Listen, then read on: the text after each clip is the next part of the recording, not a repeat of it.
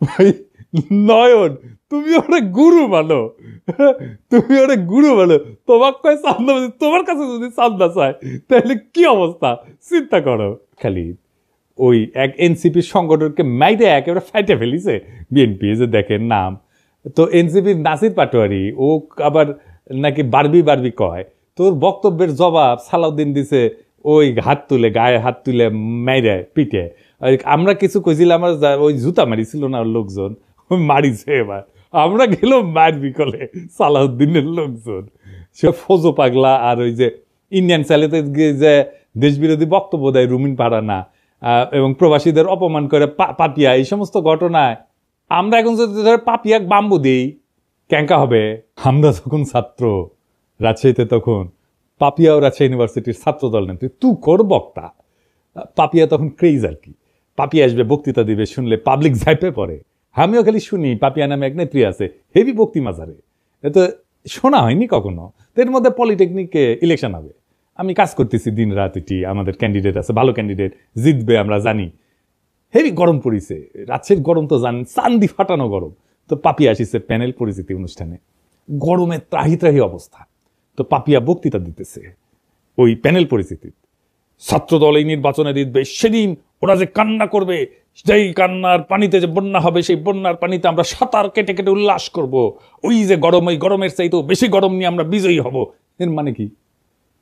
সেই দিন বাগে খেয়েছে, তারপরে 36টা বসন্ত পার হয়ে গেছে, তাও গরমের চাইতে বেশি গরম, এই কথার মানে বুঝি নাই। আপনারা বুঝিছেন? হ্যাঁ, বুঝেন নাই? এই জন্যই কবি পুলক বন্দ্যোপাধ্যায় লিখেছিল, তুমি কি যে বলো বুঝি না, তোমার মুখের পানে চাহিলে আমি কিছু শুনি না, তুমি কি যে বলো বুঝি না। আল্লাহর কি অসীম কুদরত, কিছুদিন আগে এই গরমের উপরে থাকা কথাটার মানে বুঝেছি। এটা নাটকের ক্লিপ দেখে আপনারাও শুনেন, এই যে এটা চেহারা ছবি মাশাআল্লাহ ভালো। তো যাই হোক, ইয়ে ক্যাবলা কোন দিকে? ক্যাবলা কি? আরে পশ্চিম এইদিকে। এইরকম টেলিভিশন দেখিনি, টেলিভিশনটা একটু সারা তো। এটা টেলিভিশন না। তাহলে এটা কি? এটা জানার আপনার দরকার নাই, গরম লাগলে খবর দিন। আমি তো গরমের উপরে সব সময় আছি। হ্যাঁ, পাপিয়া এখনো গরমের উপরেই আছে, বুঝছাও? তো ইলেকশনে ছাত্রদল জিতে নাই, ছাত্র ইউনিয়ন জিতেছিল, তো ভিপি সহ কয়েকটা আসনে। এখন কইতে পারেন এই হারমোনিয়াম পার্টি ছাত্র ইউনিয়নে আবার জিতেছিল ভিপি ইলেকশনে। ওই সময় মানে 90-এর ছাত্র ইউনিয়ন আলাদা ছিল। ওই সময় রাজশাহী কলেজে ছাত্র ইউনিয়নের ভিপি, পলিটেকনিকে ছাত্র ইউনিয়নের ভিপি, বিআইটিতে ছাত্র ইউনিয়নের জিএস, আর রাজশাহী মেডিকেল কলেজের ছাত্র ইউনিয়নের জিএস তো আমি ছিলাম। তো যাই হোক, পাপিয়া আবার বিএনপি হারানোর কোশিশ করছে। দেখেন প্রবাসীদের ভোট নিয়ে কি বলে। থেকে এসে কেউ যদি মেম্বার হয় সেটাকেই মানতে চায় না। আবার প্রবাসী ভোটাররা রেমিটেন্স দেয়, তো তাদের পরিবারের জন্য তারা টাকা পাঠায়, তাদের পরিবার ভিটামাটি বিক্রি করে ছেলেকে বিদেশ পাঠায়, তো সে তার দায়িত্ব আছে তার পরিবারকে টাকা পাঠানোর। তার জন্য বাংলাদেশের রাজনীতিতে অংশ দিতে হবে, ভোটার বানাতে হবে। কে বলছে? বাংলাদেশের সুখ দুঃখ একটা নিরাপদ জায়গা থেকে তারা প্রতিবাদ করে।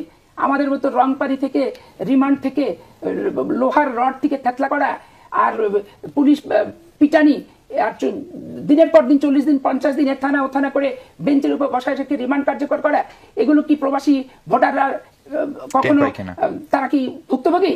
তো ভুক্তভোগী না তো ভোটের ভুক্তভোগী হতে যাবে কেন? ভোটের অংশগ্রহণ হতে যাবে কেন? এগুলো মাঠ থেকে কি সুপারিশ আসে এটা আগে বুঝতে হবে। বিএনপির রিজভি ভাই কইছিলেন আওয়ামী লীগে কি একটা ভদ্রলোক নাই, কিন্তু রিজভি ভাই এরকম মূর্খ আর উন্মাদকে কেন দলে রাখিছেন? ও তো রাজনীতির কিছুই বুঝে না, ওর মাথাত কেউ ঢুকেছে প্রবাসীরা বিএনপি ভোট দিবে না, আর ওই সারিন্দা বাজানো শুরু করেছে প্রবাসীদের ভোটই দিবি না, যাতে যেন বিএনপি জিতে। হ্যাঁ, প্রবাসীরা জেল জুলুম সহ্য করে না, তাই ভোট দিবার পারবে না। হ্যাঁ, উই এখনো গরমের মধ্যে আছে। আমাক কয় সকলে, দাদা ও কিছু কবেন না। কি আর কমু, ওর মাথার স্কুপ কুটি খুলে পড়েছে, ওটা খুঁজে দেয় না, ওটা খুঁজে দেওয়া লাগবে, তাহলে ঠিক হয়ে যাবে সব। বেশি গরম পড়েছে বোধ হয়। তো এর মধ্যে হয়েছে কি, চট্টগ্রামের বাঁশখালী ওই এক এনসিপির সংগঠনকে মাইরে একেবারে ফাইটে ফেলিছে বিএনপি, যে দেখেন নাম। তো এনসিপির নাসির পাটোয়ারি, ও আবার নাকি বারবি বারবি কয়। তোর বক্তব্যের জবাব সালাউদ্দিন দিছে ওই হাত তুলে, গায়ে হাত তুলে মাইরে পিটে। আমরা কিছু কইছিলাম, আমরা ওই জুতা মারিছিল না লোকজন, মারিছে। এবার আমরা গেলাম মায়ের বিকলে সালাউদ্দিনের লোকজন। শিবরাত্রির বডিগার্ডকে তো নিয়মিত তোষণ কইরা ওই ফজো পাগলা আর ওই যে ইন্ডিয়ান চ্যানেলে যে দেশবিরোধী বক্তব্য দেয় রুমিন পারানা, এবং প্রবাসীদের অপমান করে পাপিয়া, এই সমস্ত ঘটনায় আমরা এখন যদি ধরে পাপিয়া বাম্বু দিই ক্যাঙ্কা হবে। এক নাসির পাটোয়ারি একটা রাজনৈতিক বক্তব্য দিচ্ছে, শুরু হয়ে গেল প্রকাশ্যে হামলা। চরমনাইকে সালাউদ্দিন সাহেব বলছে চরের দল, আর কয়েকটি দল সরোয়ার্দী উদ্যানে জনসভা করেছে, বলছে সংসদের নিম্ন কক্ষে অনুপাত চাই, উচ্চ কক্ষে অনুপাত চাই, অনুপাত ছাড়া নাকি বাংলাদেশে নির্বাচন হবে না। যারা এই কথা বলছে তারা একটা চরের দল, তারা কখনো একটি আসনও পায় নাই, একটা মেম্বার চেয়ারম্যানও হইতে পারে নাই। শেষ পর্যন্ত একটা সিটি কর্পোরেশনের নির্বাচনে আওয়ামী লীগের অধীনে নির্বাচনে গেছে, সেই নির্বাচন আমরা বর্জন করেছিলাম, সেখানে একটা দন্ত মোবারক শহীদ হয়ে গিয়েছে। যুদ্ধ ছাত্রদের মুতে ভাসিয়ে দিতে চাইছিল। এগুলো কি? এই কথা বললে একেবারে একেবারে স্যাট করে উঠলে হবে। 16 বছর 14-এর উপরে থেকে সালাউদ্দিনের মতো নেতারা ছাড়া হয়ে গেছিল। কক্সবাজারের নাকে খত দিয়া বদিয়ার বাইকটা জাফরের ভয়ে রাজনীতি করিছে, ওগুলো জানি না আমরা। আর আজ জুলাইয়ের এক তরুণের রাজনৈতিক বক্তব্যের জবাব দিচ্ছে গায়ে হাত তুলিয়া, গাড়ি বাওয়ারে হামলা কইরা, পথসভার মঞ্চ ভেঙে দিয়া। এই বিএনপি বড় বড় নেতারা খুব হুঙ্কার দেয়, কিন্তু শহীদ সালাউদ্দিন কাদের চৌধুরী ফাঁসির পরে সারা দেশে একদিন হরতাল দিতে পারে নাই। চট্টগ্রামে আধা বেলা হরতাল ডেকে দায়িত্ব সারিছিল, এখন এদের হ্যাডম বেরিয়েছে, আর্কিলিস হয়ে গেছে। এইসবের পরিণতিকালে খুবই খারাপ হবি। রাজনৈতিক প্রতিপক্ষকে ডিল করা শিখেন, যাদের দয়া পলিটিক্যালের সাহস ফিরে পেয়েছে তাদের কটু কথার সমালোচনা সহ্য করা শিখেন। জুলাই একটা বড় দল, আওয়ামী লীগ আপনাদের চাইতে বড় দল ছিল, ওর দিছে বাচ্চারা, দিল্লি পাঠে দিছে। এমন আর একটা পরিস্থিতি তৈরি করেন না আপনাদের কলে যাওয়ার জায়গা নাই। বড় দলের অভিভাবক সুলভ আচরণ হবে, দয়া এবং ভালোবাসা দিয়া। আপনারা নিজেদেরকে রাজনৈতিক প্রতিপক্ষ ভাবেন, মাথায় যদি নিজেদের বয়স্ক মুরব্বী আর তাদের বাচ্চা ভাবেন, তাহলে ভাই আপনারা রাজনীতি করতে পারবেন না। আবার বিএনপি লেসপেন্সার গুলা করছে কি যে ছেলেটা নাকি লিক করতো, অথচ হয়েছে জুলাই বিপ্লবের সক্রিয় অংশগ্রহণকারী এবং আহত যোদ্ধা। গত জুলাই এসে মাথায় এবং পায়ে ছলরা গুলি খাইছিল এবং আহত হওয়ার পরে এই ব্যাপারটা সরকার কিন্তু যাচাই করছে, লাইভে এসে জুলাই যোদ্ধা কার্ড দেখাইছে যে দেখেন। ইতিমধ্যে একটা খবর আমরা পেলাম যে বাঁশখালী, চট্টগ্রামের বাঁশখালীতে আমাদের একজন সংগঠক এবং আমাদের নেতা একই সাথে গত জুলাই সে আহত, গুলিবিদ্ধ, তার পায়ে এবং মাথায় ছড়া গুলি সেটা সেই মানে আহত সে, এবং সে এনলিস্টেড আহত, যেটা মানে সরকার কর্তৃক যেটা জুলাই যোদ্ধা কার্ড দেওয়া হয় আর কি আহতদের জন্য। এরপরেও যদি তাকে মারা জায়েজ করার জন্য লিগার বানাইতে চান তাহলে আর কিছু বলার নাই। হ্যাঁ, আওয়ামী লীগের সাথে যে আচরণ করেছিলাম আমরা আপনাদের সাথে সেটা শুরু করব, এবং এটা করলে আপনাদের চটি বাটি গোল হয়ে যাবে, কয়ে দিলাম আগে থেকেই। আবার দেখেন বিএনপির এক যুব নেতা স্লোগান দিচ্ছে, তুমি কে আমি কে বাঙালি বাঙালি। শুনুন, তুমি কে আমি কে, সে কে সে কে, তুমি কে আমি কে, সে কে সে কে। বিএনপির আদর্শ হইতেছে বাংলাদেশি জাতীয়তাবাদ। বাঙালি জাতীয়তাবাদকে পরাজিত করে বাংলাদেশি জাতীয়তাবাদের প্রবক্তা ছিলেন শহীদ জিয়া, এবং এটা শহীদ জিয়ার অরিজিনাল আইডিয়া, কেউ কয়া দেয়নি। শহীদ জিয়ার রাজনীতিকে এরা কম্পোর্ট দিয়ে দিল, এরা বিএনপিকে আওয়ামী লীগ বানায় ফেলতেছে। সাবাস বাঘের বাচ্চা, ওই ভাবিচ্ছে যে এই কইরা লীগের ভোটগুলো টানবি, কিন্তু ওর যে নিজের ভোটগুলো জয় বাংলা হয়ে যাবে সেই খবর আর নাই। তো এই নয়ন সম্পর্কে শোনা যায় নাকি প্রচুর চাঁদাবাজি করেছে, জানি না। নয়ন তুমি কিছু মাইন্ড করো না, শুনিচ্ছি আর কি, সত্য মিথ্যা জানি না। তবে নয়নের কাছেও এই অনুসন্ধানী সাংবাদিক ওই চান্দা চাইছিল, এটা নয়ন নিজেই কইছে, শুনেন। উনি তো সেনাবাহিনীর মানে বহিষ্কৃত কর্মকর্তা, উনি সেনাবাহিনীতে চুরি করেছে, উনি মাদক এডিক্টেড, যে কারণে ওনার চাকরি চলে গিয়েছে। উনি তো আমার কাছে চাঁদা চাইছে, আমার কাছে লোক পাঠাইছে চাঁদার জন্য।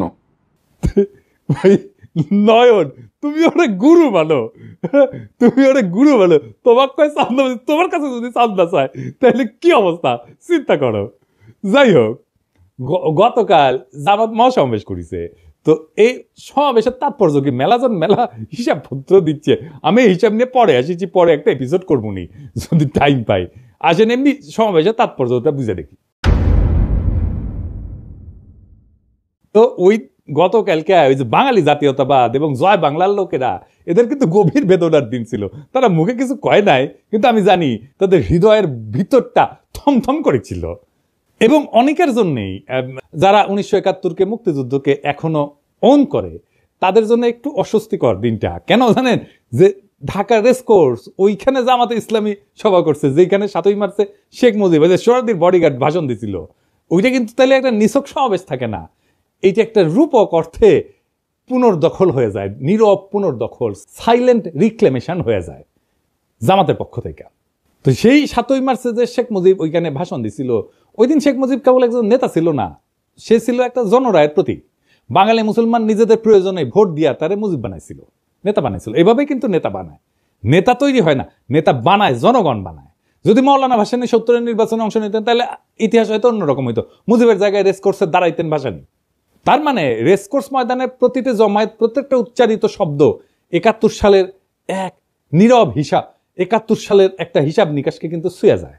এই জায়গাটা কেবল জয় বাংলার না, বরং বাংলাদেশি আত্মপরিচয়েরও প্রতীক। কিন্তু 1976 সালে 7ই মার্চে ওইখানে জামায়াতের সমর্থকরা পাকিস্তান জিন্দাবাদ স্লোগান দিয়েছিল, কনফেডারেশনের দাবি তুলেছিল। তখনও কিন্তু জামাত আনুষ্ঠানিকভাবে দল হিসেবে আত্মপ্রকাশ করেনি বাংলাদেশে।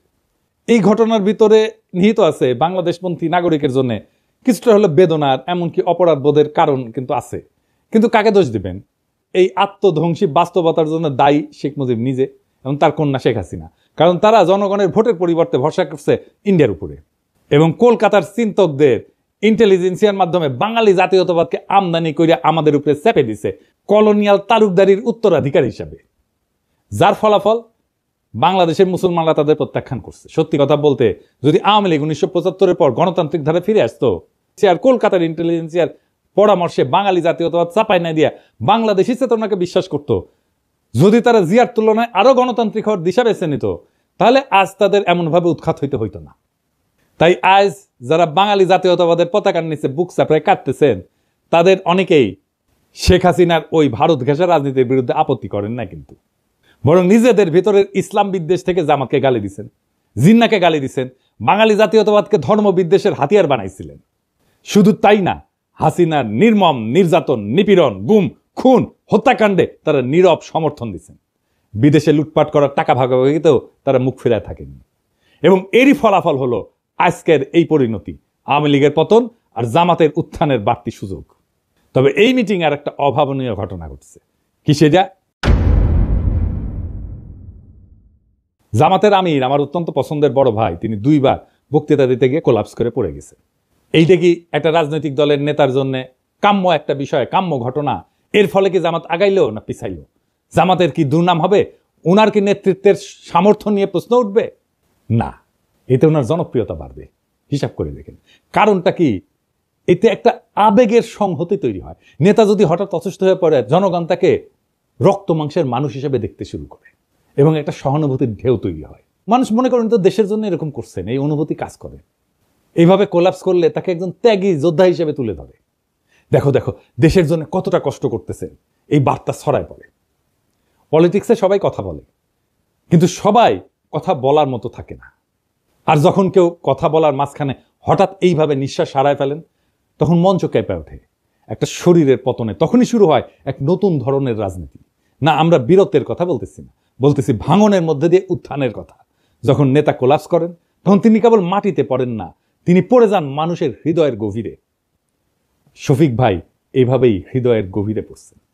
যেটা ঘটছে আমরা দেখছি, একটা জনসভা, লক্ষ লক্ষ মানুষের ভিড়, নেতা কথা বলতেছেন, সরাসরি আগুন জ্বলা ভাষণ, হঠাৎ থেমে গেলেন, নিঃশ্বাসের শব্দ বেড়ে যায়, 1 পা 2 পা করে, তারপরে ধপাস করে পড়ে গেলেন মঞ্চেই। অনেকে চিৎকার করে উঠছেন, কিন্তু তিনি কি সত্যি পড়ে গেছেন নাকি ঠিক তখনই তিনি মানুষের হৃদয়ে উত্থান করেন? আমি কয়েকটা আন্তর্জাতিক ঘটনার কথা বলি। রবার্ট এফ কেনেডি ভাষণ শেষে গুলিবিদ্ধ হয়ে মঞ্চে পড়ে যান। কোনো রাজনৈতিক প্রতীক কখনো এত রক্তে জন্ম নেয়নি। তার জন্য পোস্টার ছাপা হয়, এতেই উনার জনপ্রিয়তা আকাশচুম্বী হয়ে যায়। রাজনীতি মানে কিন্তু পারফেকশন না। মানুষ চায় একজন তার মতো একজন মানুষ, তার মতো একজন ভাঙা নেতা, যে তার মতো কষ্ট পায়, যে তার মতো কাঁদে, যে তার মতোই ভালনারেবল। এটাই হিরোইক সাফারিং এফেক্ট। নেতা যদি ভোগে, জনগণ তাকে ভালোবাসে। ফরাসি চিন্তাবিদ জালুক ন্যান্সি, উনি বলছিলেন, যে শরীর কষ্ট করে সেই সত্য বয়ে আনে। আর জর্জিও আগাম্বেন উনি বলছিলেন, the moment the sovereign body collapses, the political soul rises. তাহলে প্রশ্ন দাঁড়ায়, নেতা যখন পড়ে যায় তখন কি উঠে আসে? উঠে আসে ক্ষমতার নতুন ভাষা, ভাঙন থেকে উঠে আসা এক নতুন প্রতীক, যেখানে নেতা আর কেবল মানুষ না, তিনি হয়ে ওঠেন সিনেমার মতো সাহসের স্থাপত্য, বীরত্বের প্রতীক, আস্থার জায়গা, ভরসার জায়গা, এবং মানুষ কানেক্ট করতে পারে তার সাথে। নেতৃত্ব সবসময় ভাষণের মধ্যে থাকে না, এইভাবে পতনের মধ্যেও থাকে। তাই এটা সিম্বলিক ব্রেকডাউন। ফরাসি দার্শনিক রোলা বার্ট বলছিলেন যে মৃত্যুর কাছাকাছি যাওয়ার প্রত্যেকটা মুহূর্তই একটা রাজনৈতিক পুনর্জন্মের আভাস দেয়। নেতা যখন কোলাপস করে তখন মানুষ বোঝে এই লোক নিজের চেয়েও বড় কিছুতে বিশ্বাস করে। আর এখানেই আসে এক গভীর থিওরি, যেটা আগে বলছি, হিরোইক সাফারিং এফেক্ট। নেতা যখন কষ্টে পড়ে তার প্রতি সহানুভূতি বাড়ে, আর সহানুভূতির সাথে আসে বিশ্বাস। বিশ্বাস থেকে তৈরি হয় কারিশমা। জার্মান সমাজবিজ্ঞানী ম্যাক্স ওয়েবার বলছিলেন, কারিশমা হচ্ছে এক ধরনের ঐশ্বরিক বা অতিপ্রাকৃত বৈধতা যা দুর্দিনে প্রকাশ পায়। নেতার শরীর যখন হার মানে, মন তখন কথা বলে, আর মনই তখন জনগণের সাথে একাত্ম হয়ে যায়। সুতরাং নেতা যখন তার ভাষণের মঞ্চে পইরা যান, তখন আমরা যদি দুঃখ করি তাহলে কিন্তু আমরা ঘটনাটা বুঝি না, আর যদি ভাবি উনি দুর্বল হয়ে পড়ছেন তাও ভুল। কারণ নেতা আসলে তখনই সবচেয়ে শক্তিশালী হয়ে ওঠে, তখন তার শরীর চিত হয়ে পড়ে থাকে আর জনগণের মন তার দিকে ঝুঁকে পড়ে। রাজনীতি কেবল শব্দের খেলা না, এটা কখনো কখনো শরীর ভাঙার বিনিময়ে মন জয়ের কাহিনী। শফিক ভাই মানুষের মন জয় করে ফেলছে। উনি মন জয় করার মতোই মানুষ, একজন অত্যন্ত উঁচু মনের মানুষ, একজন অত্যন্ত ক্যাপাবল লিডার। শফিক ভাই দ্রুত আরোগ্য লাভ করেন, আবার রাজনীতির মঞ্চে ফিরে আসেন। আমাদের অনেক কাজ করতে হবে একসাথে, সেই কাজে শফিক ভাইকে দরকার, শফিক ভাইয়ের মতো নেতা দরকার, শফিক ভাইয়ের মতো মুরব্বী দরকার। আমরা চাই আমাদের নেতা আমাদের মতোই হোক, আমাদের মতোই রক্ত মাংসের মানুষ হোক, আমাদের মতোই দুঃখ পাক, আমাদের মতোই কষ্ট পাক, আমাদের মতোই কান্না করুক, আমাদের মতোই ভালনারেবল হোক। আমাদের রাজনীতিতে সেই রকম নেতা সবাই হয়ে ওঠেন। আমরা সেই কামনা করলাম, সেই নেতারাই আগামীর বাংলাদেশ নির্মাণ করতে পারবে। সেই দিনের অপেক্ষায় আমরা থাকলাম। আমরা সেই দিন একসাথে আবার সেই বিপ্লবকে পুনর্নির্মাণ করব, আবার সেই বিপ্লবের স্বপ্নে আমরা নতুন বাংলাদেশ গড়ে তুলব। ইনকিলাব জিন্দাবাদ। আমার বাবার খবর